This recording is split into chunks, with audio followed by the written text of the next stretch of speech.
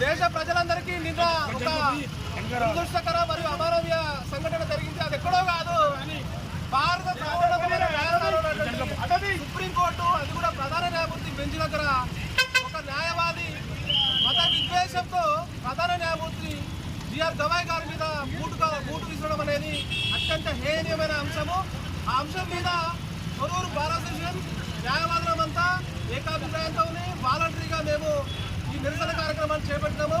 ఈ నిరసన కార్యక్రమంలో భాగంగా బైక్ ర్యాలీ మరియు మా రోజువారీ విధులకు కూడా పక్కన పెట్టేసి మేము సిజేఐ గవాయ్ గారి మీద తీవ్రంగా ఖండిస్తున్నాం. ప్రధాన న్యాయమూర్తి నడుపుతున్నటువంటి బెంచ్ దగ్గర ఒక అడ్వకేట్ అనడం కంటే ఒక మతోన్మాద అనడం కరెక్ట్. ఎందుకంటే అతను ఒక మత సంబంధమైన స్లోగన్స్ చేసుకుంటూ మా సనాతనం జోడికి రావద్దు, మా సనాతనాన్ని మీరు నిర్లక్ష్యం చేయొద్దనే టైప్లో మాట్లాడుకుంటూ సిజేఐ గారి మీదకి బూటు విసరడం అనేది చాలా దుర్మార్గమైన విషయము.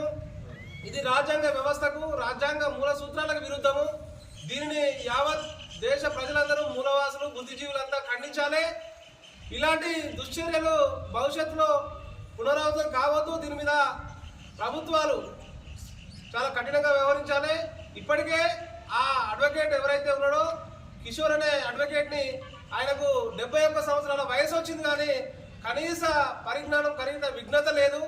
రాజ్యాంగ వ్యవస్థల మీద కానీ న్యాయమూర్తులు కానీ అతనికి ఎటువంటి విఘ్నత లేదు. అతనికి ఈ వ్యవస్థల కంటే ఈ మతాల మీదనే ఎక్కువ ఆయనకు అభిరుచి ఉన్నట్టుగా భావిస్తున్నాం మేము.